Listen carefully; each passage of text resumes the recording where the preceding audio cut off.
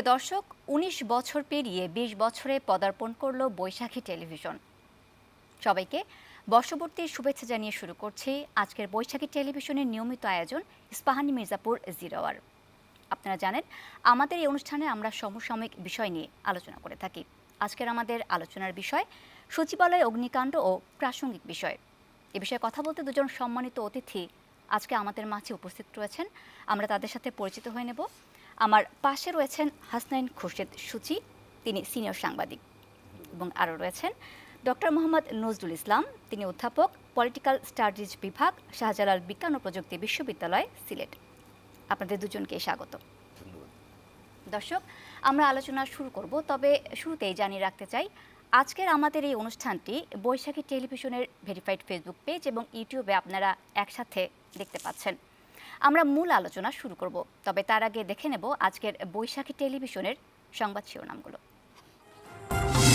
সচিবালয়ে অগ্নিকাণ্ডের ঘটনায় উপদেষ্টা পরিষদের জরুরি বৈঠক, তদন্ত কমিটিকে 3 দিনের মধ্যে রিপোর্ট দেওয়ার নির্দেশ, বেশি পুড়েছে 5 মন্ত্রণালয়ের নথি। অন্তর্বর্তী সরকারকে ব্যর্থ করার ষড়যন্ত্রে জড়িতদের কোনো ছাড় নয়, এলজিআরডি উপদেষ্টার হুঁশিয়ারি, 3 উপদেষ্টাকে বিপ্লবী হওয়ার আহ্বান সার্জিস আলমের। সচিবালয়ে আগুনের তদন্ত হচ্ছে, সেনা সদরের ব্রিফিং, প্রকৃত দোষীদের বিচার চেয়েছেন বিএনপি মহাসচিব, রাষ্ট্রকে অস্থির করার ষড়যন্ত্র বলছে জামায়াত। পূর্বাঞ্চলের 60 কাঠার সরকারি প্লট বেআইনিভাবে নেয় শেখ হাসিনা, শেখ রেহানা সহ পরিবারের 6 জন। অস্বাভাবিক অর্থ লেনদেন করেছেন বিপু, অনুসন্ধানে দুদক। এবং প্রতিষ্ঠার 20 বছরের দ্বারপ্রান্তে বৈশাখী টেলিভিশন, দিনটিতে কোনো আনুষ্ঠানিকতা না থাকলেও দিন ও রাতব্যাপী উৎসব চলবে বৈশাখীর পর্দায়। আমরা শিরোনামগুলো এতক্ষণ দেখছিলাম। আপনারা জানেন, গতকাল রাতে সচিবালয়ে অগ্নিকাণ্ডের ঘটনা ঘটে। রাষ্ট্রের এমন একটি গুরুত্বপূর্ণ জায়গায় কিভাবে আগুন লাগলো সে নিয়ে জনমনে নানা রকম প্রশ্ন তৈরি হয়েছে। আজকে আমরা সে প্রসঙ্গে কথা বলবো। সচিব ভাই, আপনাকে দিয়ে শুরু করতে চাই। প্রথমে এই যে আসলে সচিবালয় অগ্নিকাণ্ডের যে ঘটনাটি, সেটি আসলে নজিরবিহীন একটি ঘটনা, যেটিকে আসলে প্রশাসনের প্রাণকেন্দ্র বলা হচ্ছে। এমন একটি ঘটনাকে নানানজন নানা রকমভাবে ব্যাখ্যা করছেন, আপনি এটিকে কিভাবে দেখছেন? অত্যন্ত অপ্রত্যাশিত এবং অস্বাভাবিক একটি ঘটনা। সচিবালয়ের মতন জায়গায় এত বড় আগুনের ঘটনা ঘটবে, এটা আমরা আসলে কল্পনাই করতে পারি না। আর আগুন নেভাতে এত সময় লাগবে, সেটাও আমরা ভাবতে পারি না। স্বাভাবিকভাবেই আমাদের সন্দেহ যে এটা নাশকতা হতে পারে, এটা স্যাবোটেজ হতে পারে। এবং অলরেডি বিভিন্ন দিক থেকে, বিশেষ করে উপদেষ্টা পরিষদে যে ছাত্র প্রতিনিধিরা আছেন, 2 জন উপদেষ্টা এবং নাগরিক কমিটি, তারা নাশকতার আশঙ্কার কথা বলেছেন। কিন্তু যেহেতু একটা বিষয়, একটা আগুনের বিষয়, এটা তদন্তের আগে কিছুই বলা যায় না। তো তদন্তের জন্যে যে তদন্ত কমিটি গঠন করা হয়েছে, সেই কমিটির রিপোর্টের জন্য আমরা অপেক্ষা করব। কিন্তু আমাদের সবচেয়ে বেশি যেটা হচ্ছে, আমরা অত্যন্ত উদ্বিগ্ন যে এই ধরনের ঘটনা কি করে ঘটলো বা তাতে ক্ষয়ক্ষতি আসলে কি হয়েছে। আমরা যেটা শুনতে পেরেছি যে অনেক নথি পুড়ে গেছে, অনেক গুরুত্বপূর্ণ নথি পুড়ে গেছে, দুর্নীতি অনিয়মের অনেক দলিলপত্র, যেগুলো বিগত যে 5ই আগস্টের যে 5ই আগস্টের ছাত্র জনতার অভ্যুত্থানের ভিতর দিয়ে অপসারিত যে সরকার, শেখ হাসিনার সরকারের অনেক দুর্নীতির তথ্য প্রমাণ পুড়ে গেছে বলে আমরা শুনতে পাচ্ছি। সেটা যদি হয়ে থাকে, সেটা আমাদের অনেক বেশি উদ্বেগের বিষয়। এবং একের পর এক বারবার বিভিন্ন ধরনের ঘটনা ঘটাতে, এর আগে আমরা বিভিন্ন রকম ঘটনা দেখেছি, যে সরকারকে অস্থির করার, দেশকে অস্থিরতার দিকে ঠেলে দেওয়ার বিভিন্ন রকম ষড়যন্ত্র দেখছি। সেই ধরনের একটা পরিস্থিতিতে হঠাৎ করে এরকম আগুনের ঘটনা, তাও সচিবালয়ের মতন অত্যন্ত স্পর্শকাতর কেপিআইতে, এটা আমাদের উদ্বিগ্ন করবেই। আমরা আশা করব যে তদন্ত কমিটি করা হয়েছে, কমিটি নির্দিষ্ট সময়ের মধ্যেই সঠিক চিত্র আমাদের সামনে তুলে ধরবে। আমরা যেমন পরিস্থিতি দেখছি যে আসলে দমকল বাহিনীর যে কর্মীরা, তারা বলছিলেন যে এটি আসলে শর্ট সার্কিট থেকে হতে পারে, কিন্তু আবার যে বিশেষজ্ঞ টিম, তারা বলছেন না, এটি আসলে ষড়যন্ত্রমূলকও হতে পারে, কারণ বিভিন্ন আলামত দেখে তারা বলছেন। সে জায়গায়, সেই ক্ষেত্রে আপনি এটিকে আসলে কিভাবে দেখছেন? আমার মনে হয় সার্বিক পরিস্থিতি বিবেচনায় ফায়ার সার্ভিস থেকে যে কথাটা বলা হয়েছে, যে বিদ্যুৎ বিভ্রাটের কারণে, বৈদ্যুতিক ত্রুটির কারণে হতে পারে, সেটা হতে পারে না আমি বলবো না, কিন্তু তদন্তের আগেই এ ধরনের কথা বলাটা খুব সমীচীন না। নাশকতার যে আশঙ্কা হচ্ছে সেই আশঙ্কার এক ধরনের যৌক্তিকতা আছে, কারণ আমরা বারবার দেখছি 5ই আগস্টের পর থেকেই বিভিন্ন ধরনের ষড়যন্ত্র হচ্ছে। এটাও একটা ষড়যন্ত্র, এটা ধারণা করা বা আশঙ্কা করা আর এক ধরনের যৌক্তিকতা আছে, এবং সেই কারণে আমরা চাই যে খুব দ্রুত সঠিক তদন্ত হোক এবং তদন্তের ভিতর দিয়ে বেরিয়ে আসুক যে আসলে বিষয়টা কী। কিন্তু যদি সত্য চিত্র আমরা না পাই তাহলে এটা দুঃখজনক হবে। আমরা সত্য ঘটনাটা জানতে চাই যে আসলেই কী ঘটেছে। ধন্যবাদ। জনাব নজরুল ইসলাম, আপনার কাছে আসতে চাই। উপদেষ্টা আসিফ মাহমুদ এটিকে ষড়যন্ত্রমূলক বলছেন এবং বলছেন যে দুর্নীতির তথ্য নিশ্চিহ্ন করতে এবং সরকারকে ব্যর্থ করতে আগুন লাগানো হয়েছে, এবং আজকে অনেকেই এমন ধরনের কিন্তু কথা বলেছে। আপনি আসলে এটিকে কিভাবে দেখছেন? এটি কি আসলে নিছকই একটি দুর্ঘটনা নাকি মনুষ্য ঘটনা হতে পারে? আপনি যে উপদেষ্টা মহোদয়ের রেফারেন্স দিলেন, তার এই বক্তব্যের রেশনালিটি আছে। সেটা হচ্ছে যে আমরা এখন যে একটা অবস্থায় আছি বা এই সরকার যে অবস্থায় আছে, এটা একটা স্বাভাবিক অবস্থা না। মানে গত প্রায় 1.5 দশক একটা ফেসিবাদী ব্যবস্থা এখানে কায়েম ছিল, এবং জনগণের যে মুভমেন্ট বা মাস আপরাইজিং এর মধ্য দিয়ে সেই ব্যবস্থার পতন ঘটেছে। খুব স্বাভাবিকভাবেই যাদের পতন হয়েছে তারা কিন্তু বলে নাই যে আমাদের ভুল হয়ে গেছে, বা তারা কিন্তু তওবা করে নাই বা স্বীকার করে নাই যে আমরা ভুল করেছি, আমরা শুধরিয়ে নিব। বরং তারা উল্টোটাই বলেছে যে তারাই ঠিক ছিল, এবং তাদের বক্তব্যে দেশে বা দেশের বাইরে বিভিন্ন সময় আমরা দেখেছি যে বরং তারা এটাকে মেনে নেয়নি, বা এই সরকারকে উৎখাত করে তারপরে তারা আবার ক্ষমতায় আসবে, এরকমের একটা কিন্তু যে তাদের যে বক্তব্য সেটা পাওয়া যায়। তো সে কারণে এখন যে পরিস্থিতিটা হয়েছে, বিশেষ করে সচিবালয়ের বিষয়টি, এটাও স্বাভাবিক ব্যাপার না। এবং এখানে এরকমের একটা যে কি পয়েন্ট ইনস্টলেশন, সেইখানে এইভাবে আগুন লাগা, এটা স্যাবোটাস হোক অথবা শর্ট সার্কিট হোক। যদি শর্ট সার্কিট হয়ে থাকে সেটাও গুরুত্বপূর্ণ এই কারণে যে এইরকমের একটা জায়গায় শর্ট সার্কিট কেন হবে। কারণ এত গুরুত্বপূর্ণ একটা জায়গা সচিবালয় হচ্ছে যে বাংলাদেশের সরকারের সকল কর্মকাণ্ডের কেন্দ্র এখানে। তো এখানের তো নিরাপত্তা থাকবে সেই উঁচু মানের এবং সুরক্ষিত একটা ব্যবস্থা থাকবে। তো কাজেই তদন্তের আগে আমরা কোনটি সঠিক সেটা আমরা বলতে পারছি না, কিন্তু মানুষের মধ্যে কিন্তু পারসেপশন একটা তৈরি হয়েছে, এবং এই পারসেপশনের যথেষ্ট কারণ আছে যে এটা স্যাবোটাস হতে পারে। কারণ যেটা আমি একটু আগে বললাম যে তারা চাইতেই পারে যে এই সরকারকে বেকায়দায় ফেলতে অথবা রাষ্ট্রটাকে ব্যর্থ করতে, সরকারকে ব্যর্থ করতে, এটা কিন্তু তারা চাইতে পারে। সেই কারণে মানুষ মনে করে যে এই রকমের কোনো স্যাবোটাস হতে পারে। আর এখানে আরেকটা দিক হচ্ছে যেটা অনেকেই বলছেন আজকে, যে একই বিল্ডিংয়ে 3টা জায়গায় আগুন লাগলো, একই সাথে 3টা জায়গায় শর্ট সার্কিট হলো, এটা কিন্তু সামথিং ইজ ফিশি, অথবা এটা এটা এটা অনেকটা সহজ না।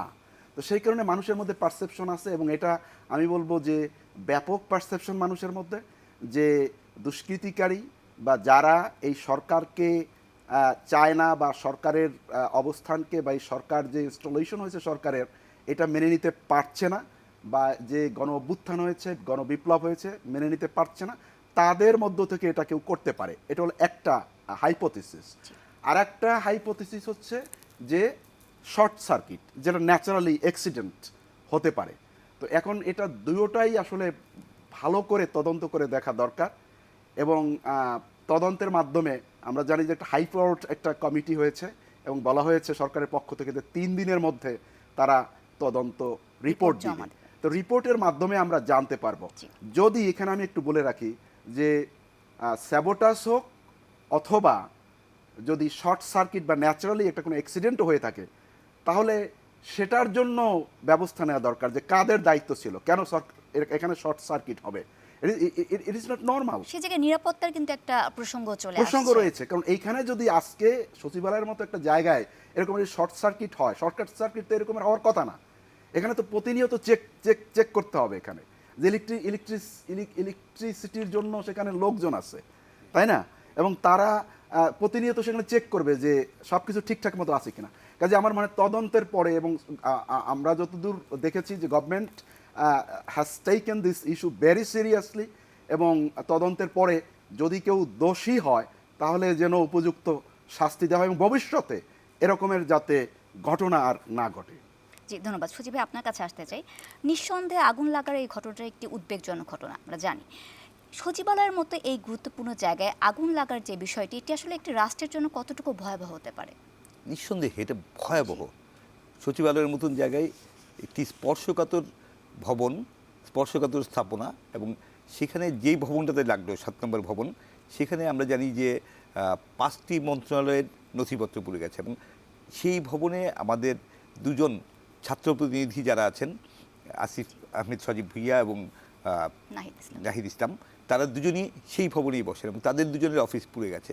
বিষয়টা কিন্তু অনেক সন্দেহের উদ্রেক করে, এবং আমরা এই কারণেই বেশি উদ্বিগ্ন যে কেন নির্দিষ্টভাবে এই জায়গাতেই লাগলো, অন্য কোথাও শর্ট সার্কিট হলো না, এইখানেই ঘটবে।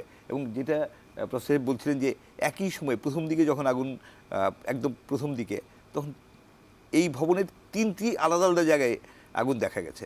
তো 3 জায়গায় কেন হবে? শর্ট সার্কিট হলে সাধারণত একটি জায়গা হয়, সেখান থেকে ধীরে ধীরে ছড়ায়, কিন্তু 3টি আলাদা জায়গায় হওয়া সেটা সন্দেহের উদ্রেক করে।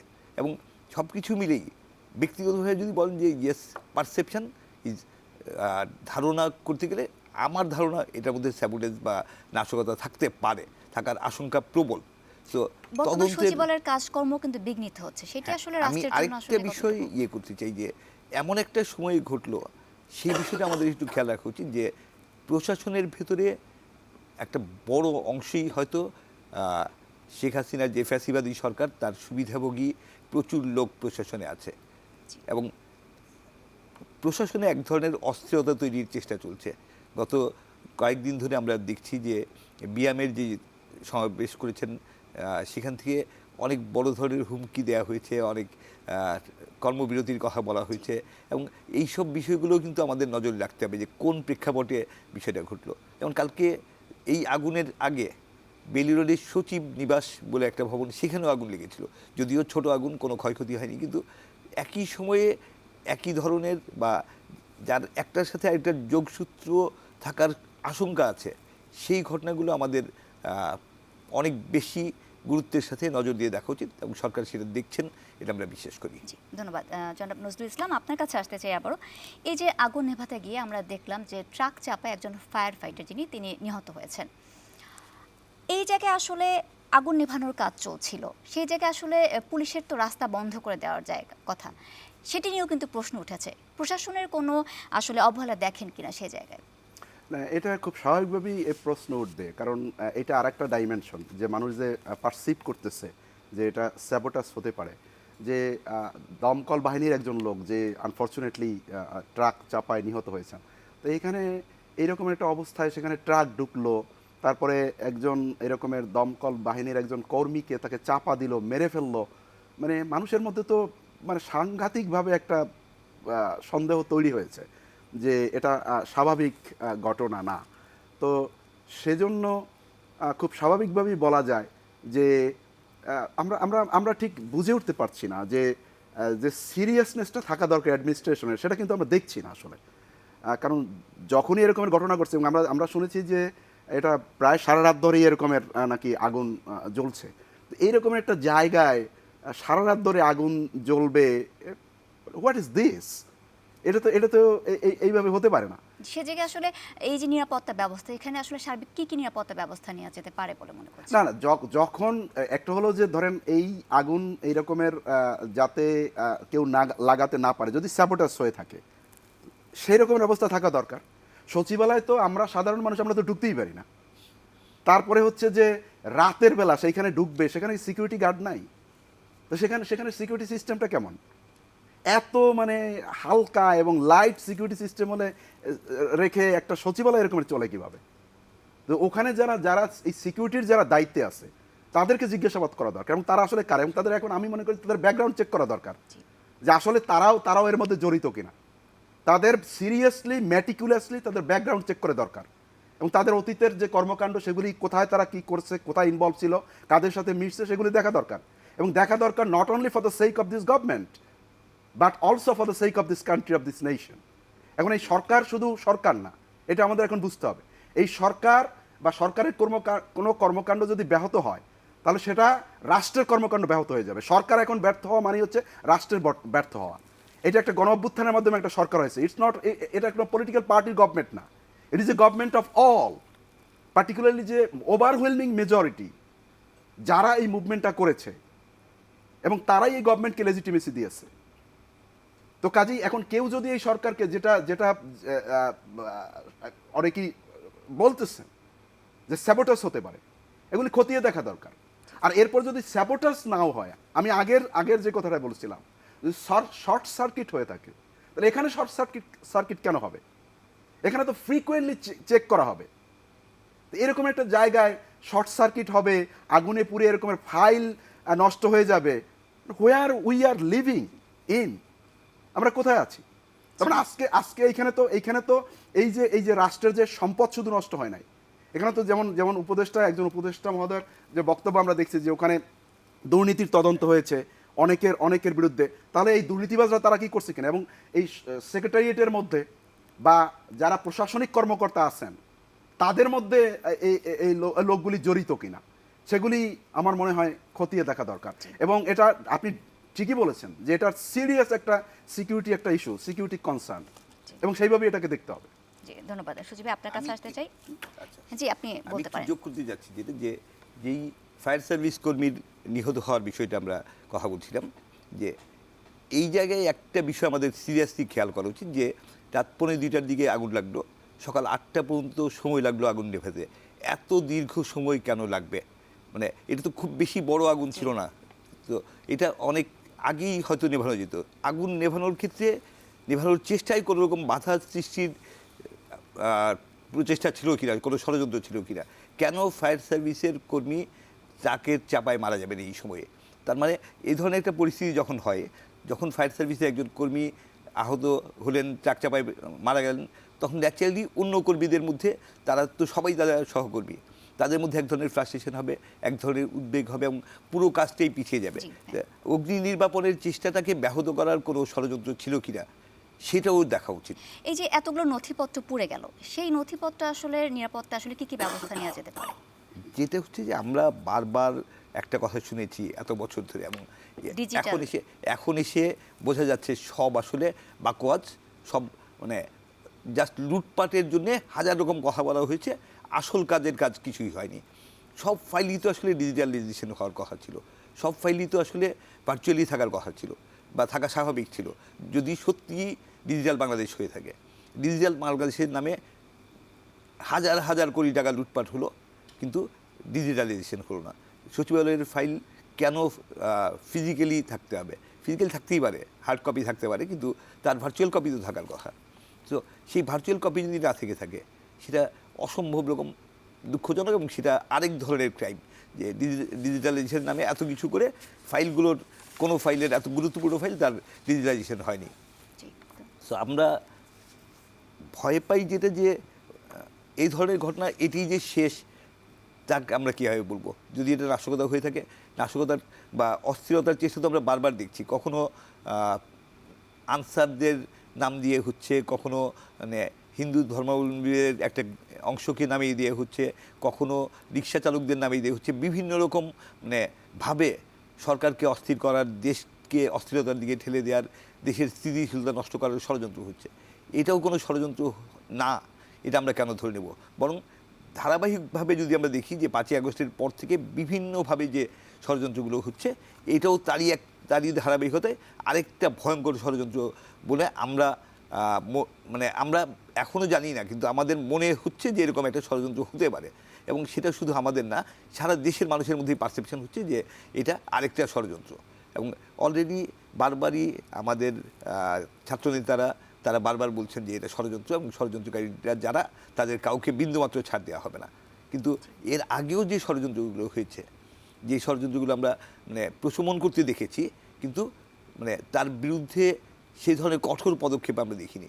আমরা আসলে সরকারকে আরও অনেক শক্তিশালী এবং অনেক কঠোর দেখতে চাই, যে যারা ষড়যন্ত্র করছে বা করতে পারে তাদের বিরুদ্ধে কঠোর ব্যবস্থা নেওয়া উচিত। কারণ এই সরকারের পেছনে সারা দেশ আছে, সব দল আছে, দেশের সব মানুষ আছে। সরকার কঠোরভাবে যে কোনো রকম আশঙ্কা থেকে বাংলাদেশকে মুক্ত রাখবেন, সেটা আমরা আশা করি। ধন্যবাদ। আমরা একটা বিরতি নিয়ে আসবো। দর্শক, ইস্পাহানি মির্জাপুর জিরো আওয়ার একটা বিরতি নেব, আমাদের সঙ্গেই থাকবেন।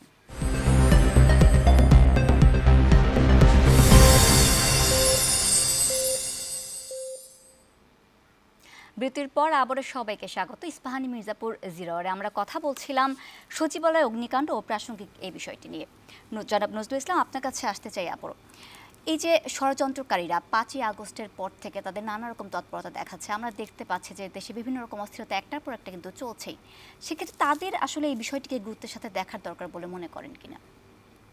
কাদের বলছেন আপনি, গভর্নমেন্টের? না, ষড়যন্ত্রকারীরা 5ই আগস্টের পর থেকে যে দেশে যে একটার পর একটা ঘটনা ঘটছে এবং যে বিভিন্ন ষড়যন্ত্রগুলো আমরা দেখতে পাচ্ছি, সেক্ষেত্রে যারা ঘটাচ্ছে এগুলো, সেই ষড়যন্ত্রকারীরা তাদের বিষয়ে কোনো তৎপরতা দেখছেন কিনা, আপনি দেখা উচিত কিনা? না, সেটা ষড়যন্ত্রকারীদের তো তৎপরতা তো থাকতেই পারে, জি, এবং তারা তো আমরা একটু আগে বলছিলাম যে তারা তো চাইবেই, কারণ এখানে যারা বেনিফিশিয়ারি ছিল, যারা লুটপাট করছে, নানা কায়দায় অবৈধভাবে বিত্তশালী হয়েছে, অর্থবিত্ত তারা অর্জন করেছে, তারপরে রাজনৈতিক ক্ষমতা তারা ভোগ করছে, এবং একটা শ্রেণী ছাড়া যারা তৎকালীন হাসিনা রেজিমের যারা সমর্থক গোষ্ঠী ছিল বা অ্যাক্টিভলি যারা রেজিমের পার্টনার ছিল, তারা ছাড়া গোটা জনগোষ্ঠী তো বিপদের মধ্যে ছিল। আপনি এটা কি, আপনি আয়নাগরের কথা দেখেন, চিন্তা করেন, জাস্ট একটা সিম্পল একটা উদাহরণ। একটা মানুষকে বছরের পর বছর এরকমের হাত পা বেঁধে তারপরে তাকে রাখছে। তো কাজেই এখন এই ষড়যন্ত্রকারীরা ষড়যন্ত্র করবে, এবং সেই কারণে ইট ইজ নট আনএক্সপেক্টেড। এখন এই যে গভর্নমেন্ট আসছে, এই গভর্নমেন্ট তো এসে মনে করবে যে তারা খুব সুশীলভাবে, সুন্দরভাবে, একেবারে আরামে আয়েসে সরকার পরিচালনা করবে। Situation doesn't say that, doesn't demand that, সেটা তো করবে না। তো কাজেই এখন তাহলে কি করতে হবে? বিপ্লব পরবর্তী একটা অবস্থায় এখন এখানে দুষ্টের দমন, শিষ্টের লালনটা করতে হবে স্ট্রং হ্যান্ডে।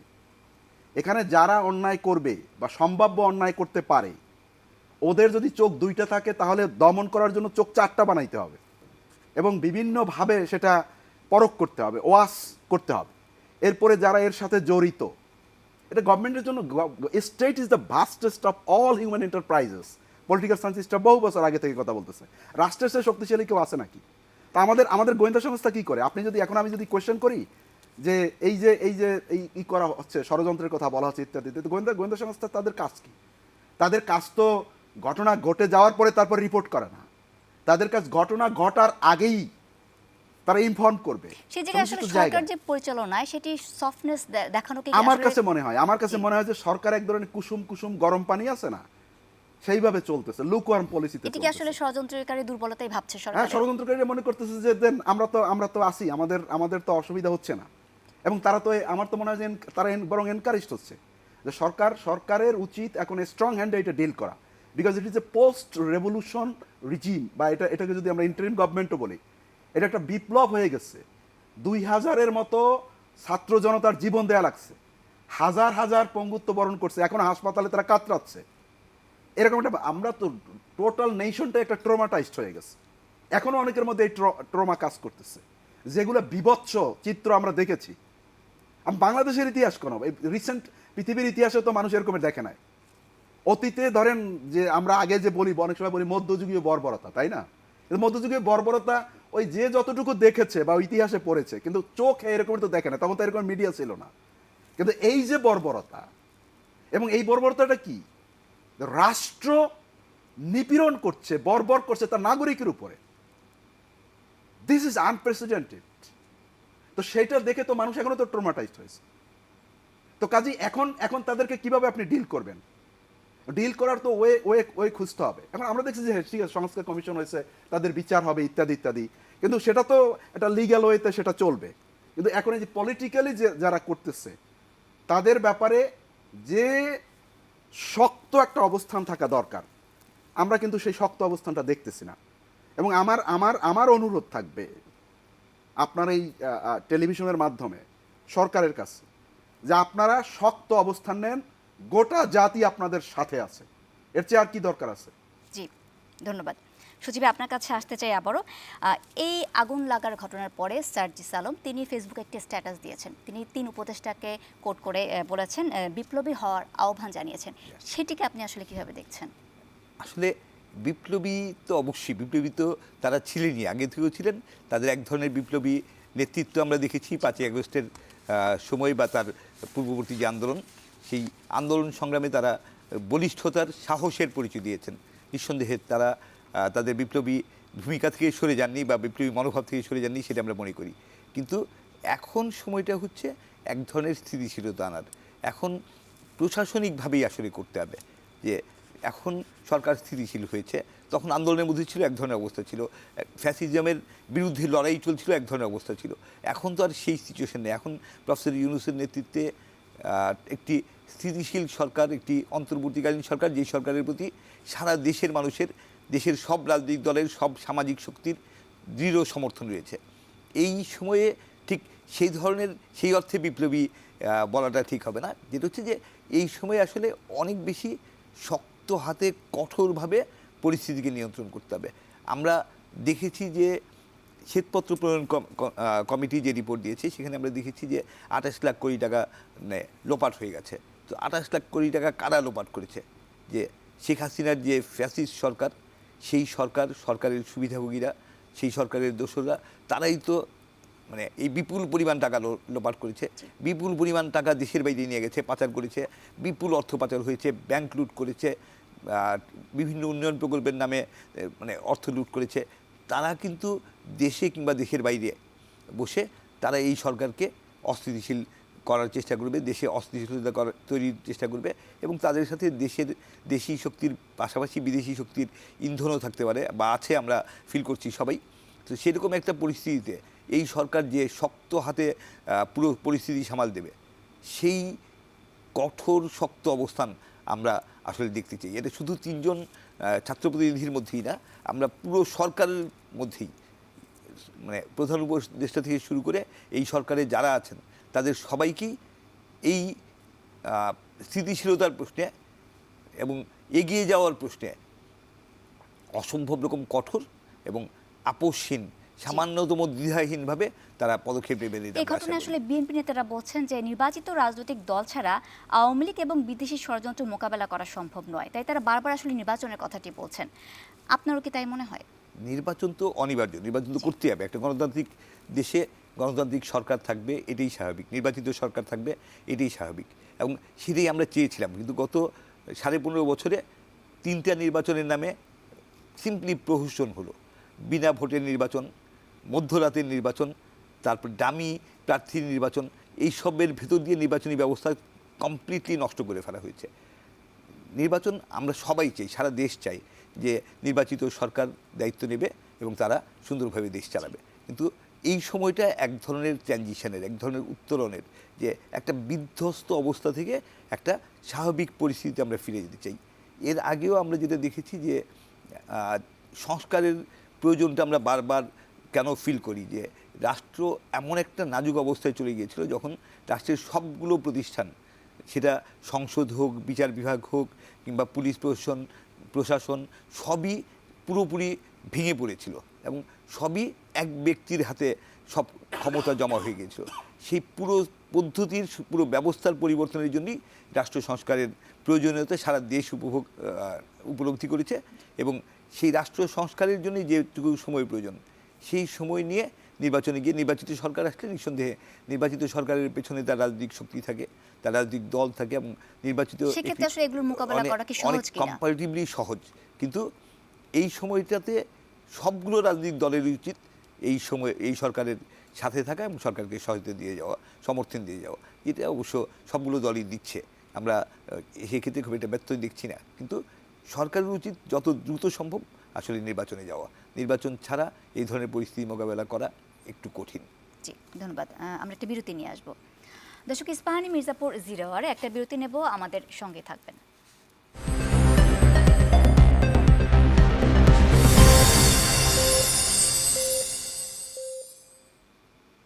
বিরতির পর আবারও সবাইকে স্বাগত ইস্পাহানি মির্জাপুর 0 আওয়ারে। আমরা কথা বলছিলাম সচিবালয় অগ্নিকাণ্ড এবং প্রাসঙ্গিক বিষয় নিয়ে। নজরুল ইসলাম, আপনার কাছে আবারও আসতে চাই। বিগত দিনগুলোতে আসলে আমরা বেশ কিছু অগ্নিকাণ্ডের ঘটনা দেখেছি, এবং সেগুলো আসলে সেই তদন্তের সুষ্ঠু বা আশার আলো আমরা দেখিনি সেই অগ্নিকাণ্ডের ঘটনাগুলোর। এই যে এটি একটা আসলে বড় ঘটনা, আমরা কি আশা করতে পারি যে এই ঘটনার সুষ্ঠু তদন্ত আমরা পাবো? দেখুন, আপনি খুব গুরুত্বপূর্ণ কোশ্চেন করছেন। এটা অতীত যদি আমরা দেখি তাহলে মানে আশা করা খুব কষ্টকর। কারণ এর আগে এরকমের অনেক ঘটনার তদন্ত হয়েছে, কিন্তু সে রিপোর্টের মানে রিপোর্ট আলোর মুখ দেখে না। এরকম আমাদের বাংলাদেশে একটা কথাও আছে কিন্তু, যে অন্ধকারেই থেকে যায় এই এই রিপোর্ট। তো সেটা তো একটা দিক আছেই, কিন্তু আমরা আশা করতে চাই। কারণ আমরা যদি আশা না করি, আশা না থাকে, তাহলে যাবো কোথায় আমরা? আমাদের তো যাওয়ার আর কোনো জায়গা নাই। অন্তত এই গভর্নমেন্টের কাছ থেকে অন্তত আমরা আশা করতে চাই যে সুষ্ঠু তদন্ত হবে এবং তদন্তের মাধ্যমে বেরিয়ে আসবে। যেমন যে টার্মস অফ রেফারেন্সের কথা আমরা জানি, যে উৎসের কথা বলা হয়েছে, যে কোন উৎস থেকে এরকমের ঘটনা, দুর্ঘটনা হোক বা যাই হোক ঘটলো, অগ্নিকাণ্ডের ঘটনা, তারপরে এর কারণ কি, এইটা এই এই টার্মস অফ রেফারেন্স দিয়ে দেওয়া হয়েছে, হুইচ আর ভেরি সিগনিফিক্যান্ট। তো সেই জন্য এগুলি বের করা দরকার, এবং এটা খুব ডিফিকাল্ট না বের করা, এটা খুব খুব খুব খুব খুব সহজ কাজ। এবং যাদেরকে এই কমিটির মধ্যে রাখা হয়েছে, স্টেক হোল্ডার্স, আমি বলছি যে they are the competent persons to deal with the আমরা তো এখন দেখেছি যে ওই ওই ওই জায়গাটিতে সচিবালয়ে সিসিটিভি ক্যামেরা রয়েছে, এবং তাহলে সেক্ষেত্রে আসলে যে ঘটনা, সেটা দিনই হোক বা রাতে হোক, সেগুলো বের করা তো আসলে খুব কঠিন কোনো বিষয় না। একদম কঠিন না, একদম কঠিন না। এবং যারা আছেন, আমরা তো আশা করি যে তারা সত্যনিষ্ঠভাবে, বস্তুনিষ্ঠভাবে তদন্তের কাজটা করবেন, এবং জাতির সামনে সেটা উপস্থাপিত হবে, এবং জাতির এটার জানার অধিকার আছে। কারণ এই সচিবালয় তো কোনো পলিটিক্যাল পার্টি সচিবালয় না, ইভেন কোনো গভর্নমেন্টের সচিবালয় না। এই সচিবালয় বাংলাদেশের সচিবালয়। বাংলাদেশের each and every citizen of this country belong to this secretariat. এটাকে আপনি যদি সম্পদ মনে করেন, অ্যাসেট, তাহলে এই অ্যাসেট গোটা বাংলাদেশের আছে, গোটা বাংলাদেশের জনগণের আছে, এবং তাদের অধিকার আছে জানার যে কারা এরকমের কিছু যদি ঘটিয়ে থাকে। আর যদি নাও ঘটায়, ন্যাচারালি হয়, তা ন্যাচারালি কেন ওখানে হবে? ওইটা আর একটা পয়েন্ট, আমি যেটা বারবার বলছি, ওটা হতে পারবে না। ওখানে নিশ্চয়ই দায়িত্ব অবহেলা আছে, তা নাহলে কেন শর্ট সার্কিট হবে? মানে আজকে এখানে শর্ট সার্কিট হয়েছে, কালকে তো মাননীয় প্রধান উপদেষ্টার ওনার বাসভবনে অথবা ওনার ওই অফিসেও শর্ট সার্কিট হতে পারে, অন্য আরেকটা জায়গায় সার্কিট হতে পারে। শর্ট সার্কিট হয়েছে এই অজুহাত দিয়ে আমার মনে হয় পার পাওয়ার সুযোগ নেই।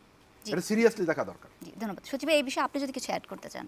আর আমি যেটা মনে করি যে তদন্ত কমিটি করা হয়েছে, কমিটির প্রতি আমাদের আস্থা আছে। স্বরাষ্ট্র মন্ত্রণালয়ের সিনিয়র সচিব জনাব নাসিমুল গনি সাহেবকে প্রধান করে যেই 7 সদস্যের কমিটি আগামী 3 দিনের মধ্যে, 30 তারিখের মধ্যে প্রাথমিক রিপোর্ট দেবে, এবং পরবর্তী 10 দিনের মধ্যে চূড়ান্ত রিপোর্ট দেবে। এভাবেই তাদেরকে টাইম ফ্রেম দেওয়া হয়েছে। এবং কমিটিতে যাদের সদস্য হিসেবে নেওয়া হয়েছে, তারা প্রত্যেকেই যার যার কাজের ক্ষেত্রে অত্যন্ত দক্ষ। তো যাদের সুনাম আছে, আমরা আশা করি তারা তাদের সেই সুনামের পরিচয় দেবেন, এবং তারা আসল কারণটা চিহ্নিত করে নির্দিষ্ট সময়ের মধ্যেই রিপোর্ট দিতে পারবেন।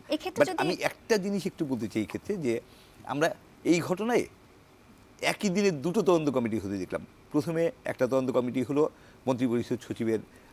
মন্ত্রিপরিষদ বিভাগের অতিরিক্ত সচিবকে প্রধান করে, সন্ধ্যায় আবার সেই কমিটিটা বাতিল করে দিয়ে নতুন কমিটি করা হলো স্বরাষ্ট্র মন্ত্রণালয়ের সিনিয়র সচিবকে প্রধান করে।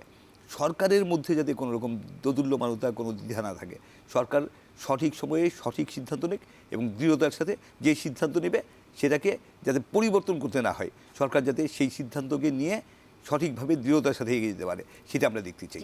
সেক্ষেত্রে যদি এই তদন্তের মাধ্যমে বা এই তদন্ত যদি আমরা নির্ণয় করতে ব্যর্থ হই, তাহলে সেটি আসলে রাষ্ট্রের অন্যান্য প্রতিষ্ঠানের ক্ষেত্রে আসলে কতটুকু হুমকিস্বর বলে মনে করেন? ব্যর্থতার আসলে কোনো সুযোগ নেই, ব্যর্থ হওয়া যাবেই না। এই কমিটি, আমাদের সেই আস্থা আছে, এবং কমিটির ক্যাপাসিটি আছে, খুবই দক্ষ লোকজনদের নিয়ে এই কমিটি করা হচ্ছে। কমিটি ব্যর্থ হবে এটা আমরা কোনোভাবেই মনে করি না। এখানে যেতে হতে পারে, কমিটির 2টো জিনিস নিয়ে আসতে পারে। কমিটির রেজাল্টে বের হতে পারে যে এটা আসলেই শর্ট সার্কিট, অথবা এটা ইচ্ছাকৃত নাশকতা, তো পরিকল্পিত নাশকতা। যদি নাশকতা হয়, আমরা আশা করব যে যারা এর সাথে জড়িত তাদের শনাক্ত করে তাদের বিরুদ্ধে কঠোরতম ব্যবস্থা নেওয়া হবে, এবং একই সাথে ভবিষ্যতে যদি আর কখনো এই ধরনের কোনো নাশকতার ঘটনা কোথাও কোনো ষড়যন্ত্রকারীরা ঘটাতে না পারে, সেই ব্যবস্থা সরকার নেবে। যদি শর্ট সার্কিটও হয়ে থাকে, আমরা মনে করি যে এই ধরনের কেপিআই যা অনেক আছে বাংলাদেশে, শুধু তার সচিবালয় না, অন্য আরও অনেক কেপিআই আছে। প্রত্যেকটা কেপিআইতে যাতে কোনো ধরনের কোনো দুর্ঘটনা, কোনো ধরনের কোনো নাশকতা না ঘটে, সেটার জন্যে সব ধরনের প্রস্তুতি সবসময় রাখা উচিত, বারবার চেক করা উচিত। কারণ এই সময়টা আমরা বারবার বলছি যে এই সময়টা অনেক চ্যালেঞ্জিং সময়, যে একটা বিপ্লবোত্তর সময়, যেই সময়ে যে পরাজিত শক্তি শেখ হাসিনা দেশ ছেড়ে পালিয়ে গিয়ে ভারতে আশ্রয় নিয়ে আছেন, এবং সেখান থেকে তিনি মাঝে মধ্যেই দেশে অস্থিরতা তৈরির জন্য তিনি নিজে কথা বলেন। তার যে লোকজন তারা দেশে বিদেশে বসে ষড়যন্ত্র করে এবং নানা ধরনের তৎপরতা চালাচ্ছে, সেই তৎপরতা মোকাবেলা করতে হলে অনেক বেশি সজাগ, অনেক বেশি সতর্ক থাকতে হবে। সেই সতর্কতার দিকটা যেন এই সরকার এবং সেটা যাতে মেনটেন করে, এবং তার মনে রাখতে হবে, বারবারই আমরা একটা কথা বলছি যে সরকারকে অনেক কঠোর এবং অনেক দৃঢ় হতে হবে। সরকারকে মনে রাখতে হবে যে সরকারের প্রতি সারা দেশের মানুষের, দেশের সব শক্তির, রাজনৈতিক সামাজিক সব শক্তির সমর্থন রয়েছে। জি, ধন্যবাদ নজরুল ইসলাম খান। নজরুল ইসলাম, আপনার কাছে আবার আসতে চাই। এই যে এই ঘটনায় আসলে প্রশাসনিক কাঠামো বেশ ভালোভাবে প্রশ্নবিদ্ধ হয়েছে, সব গতি ঠিক রেখে আসলে প্রশাসনিক কাঠামোকে কিভাবে সাজানো উচিত? দেখেন, শ্রদ্ধেয় হাসনাইন ভাই বললাম আমি, অত্যন্ত সিনিয়র মানুষ, উনি এর আগে একটা কথা বলছেন যে এক ধরনের অস্থিরতা আছে প্রশাসনের মধ্যে। এখনও প্রশাসনের অনেক জায়গাতেই যে অ্যাপয়েন্টমেন্টগুলি নিয়ে, সেগুলি নিয়ে এখনও কাজকর্ম হচ্ছে আর কি। তো সে কারণে প্রশাসনিক যে গতিশীলতা, যেটা একটা নর্মাল সিচুয়েশনে একটা নির্বাচিত সরকারের সময় আমরা দেখি, সেটা কিন্তু এখন নেই। কিন্তু এই জন্য দায়িত্বটা আসলে বেশি আমি আমি আমি মনে করি সরকারের, যে তাদের খুঁজে খুঁজে বের করা দরকার যে কাকে কোনখানে বসানো উচিত। এবং এক্ষেত্রে আমি বলবো যে শুধু গোয়েন্দা সংস্থা না, মানে প্রশাসনে কে দক্ষ, কে অদক্ষ, কে অনেস্ট, কে ডিসঅনেস্ট, এটা সবাই জানে। এটা গোয়েন্দা সংস্থার কি কোনো দুর্বলতার জায়গা দেখছিলেন? থাকতে পারে, কারণ এইটা গত 15 বছরে আপনি কি কাদেরকে নিয়োগ দিয়েছে গত 15 বছরে? আমি জানি না, আমি বলছি না যে এইখানে আছে পার্টিকুলারলি, কিন্তু এটা জানি যে গত 15 বছরে কেউ যদি আওয়ামী লীগ না করে বা আওয়ামী লীগের প্রতি সিম্প্যাথেটিক, এবং এটা যদি না হয় তা কেউ কোথাও নিয়োগ পায় নাই। কোনো নট এ সিঙ্গেল সেক্টর আপনি পাবেন না যে সেখানে ওরকমের কোনো ইম্পার্শিয়াল অথবা প্রফেশনাল বা অবজেক্টিভলি কোনো রিক্রুটমেন্ট হয়েছে বা সিলেকশন হয়েছে, নাই। এবং তারা তো বেনিফিশিয়ারি। এবং শুধু তাই না, আপনি জানেন যে একটা নির্দিষ্ট এলাকা থেকে, আমি বলি, এটা তো সবাই জানে, গোপালগঞ্জ, আপনি দেখেন যে সেইখানে পুলিশ বলেন বা অন্যান্য জায়গায় কত মানুষ সেইখানে হয়েছে, একটা এলাকা থেকে এত মানুষ কীভাবে, সব মেধা একটা এলাকায় হয়েছে নাকি? এগুলি তো পলিটিক্যালি মোটিভেটেড, এগুলো করা হয়েছে। তো গোয়েন্দা সংস্থাগুলি আমি জানি না যে ওগুলো সাফ করা হয়েছে কি না, কারণ এগুলো যদি আপনি সাফ না করেন, সাফ করতে হবে। এবং এটা সবসময় হয়ে আসছে। আপনি 2016 সালে এরদোয়ান যখন ওই একটা ব্যর্থ এরদোয়ানের বিরুদ্ধে কু করা হলো, তারপরে কি হয়েছে? 1,25,000 সরকারি কর্মকর্তাকে একেবারে করছে, বরখাস্ত করে দিয়েছে। মিলিটারি থেকে হাজার শত মিলিটারি অফিসারকে তারা স্যাক করে ফেলছে, সব জায়গায় ক্লিয়ার করছে। এটা তো করতে হবে, এটা করতে হবে রাষ্ট্রের স্বার্থে, উপায় তো নাই। কারণ যারা অতীতে বেনিফিশিয়ারি ছিল, তারা যদি এখনও সেই অতীত ব্যবস্থার প্রতি লয়াল থাকে, তো তাদের দিয়ে আপনি কেমনে কাজ করবেন? সেটা করা যাবে না। তাহলে এখন এখানে কি করতে হবে? এখানে করতে হবে, খোঁজ করতে হবে যে কাকে কোনখানে। এখানে শুধু ওই কানেকশন দেখলে হবে না, পলিটিক্যাল অ্যাফিলিয়েশন একটা থাকতেই পারে। তো সেই জন্য আমি বলছি যে কম্পিটেন্ট লোক, জাস্টিস যদি করতে হয়, কম্পিটেন্ট লোককে করতে পারবে। এবং এই জন্য একটা হলো এফিসিয়েন্সি, একটা হলো সাহস। আপনার শুধু সৎ হলে হবে না, এখানে এফিসিয়েন্ট হতে হবে, আর সততার সাথে সাহস থাকতে হবে। এই সাহসী লোকগুলি কেন এখন ওরা চ্যালেঞ্জিং, বারবার এই কথা আসছে যে এখন একটা চ্যালেঞ্জিং সময় আমরা পার করতেছি। জি, এই জায়গায় আরেকটি প্রশ্ন, শেষ প্রশ্ন আপনাকে করতে চাই যে এই যে অন্তর্বর্তী সরকারের 4 মাস পেরিয়ে গেছে, সেই জায়গায় এই ঘটনাটি সরকারের জন্য একটি বড় ধাক্কা বলে মনে করেন কিনা? সরকারের জন্য আমি ওইভাবে ধাক্কা আমি মনে করি না, বলবো না আর কি। তবে তো মানুষ তো কনসার্ন খুব স্বাভাবিকভাবেই, যে এরকম একটা জায়গায়, এরকমের সচিবালয়ের মতো একটা জায়গায় এরকমের অগ্নিকাণ্ড বলি, বা এর আগে ওই যে একের পর এক যে হয়েছে আর কি, যে কি বলবো, যে মানে সরকারের বিরুদ্ধে আন্দোলন, দাবি দাওয়া ইত্যাদি ইত্যাদি এগুলি হয়েছে। তো সেই কারণে সরকারের জন্য তো নিশ্চয়ই একটা অস্বস্তি, আমি ধাক্কা না বললেও বলবো যে সরকারের জন্য কিছুটা অস্বস্তির একটা জায়গা তৈরি করছে। তো এই অস্বস্তির জায়গা যাতে তৈরি না হয়, সেই ব্যবস্থা নিতে হবে। আর আমি যদি বলি যে সরকার যদি শক্ত হাতে, আমরা আশাবাদী যে এটা সরকার করতে পারবে। এটা এমন কিছু ঘটে নাই যে এখানে সরকার খুব বেকায়দায় পড়ে গেছে, রাষ্ট্র নড়বড়ে হয়ে গেছে, আমরা এটা মনে করি না। এটা একটা হয়েছে, কিন্তু এটা না হইলেই ভালো হতো। আমরা এটা চাই ভবিষ্যতে আর এরকম না হয়, কিন্তু সরকার যে এটা সামাল দিতে পারবে না বা সরকার বেকায়দায় পড়ে গেছে, এটা আমি ঠিক মনে করি না। জি, ধন্যবাদ। আমরা আলোচনা একেবারে শেষ পর্যায়ে চলে এসেছি। আপনাদের দুজনকে আবার অসংখ্য ধন্যবাদ আমাদের অনুষ্ঠানে আসবার জন্য। দর্শক, ইস্পাহানি মির্জাপুর 0 আওয়ার আজকে শেষ করব এখানে। আগামীতে দেখা হবে নতুন কোনো অতিথিদের সাথে, নতুন কোনো বিষয় নিয়ে। সে পর্যন্ত ভালো থাকবেন, সুস্থ থাকবেন। শুভরাত্রি।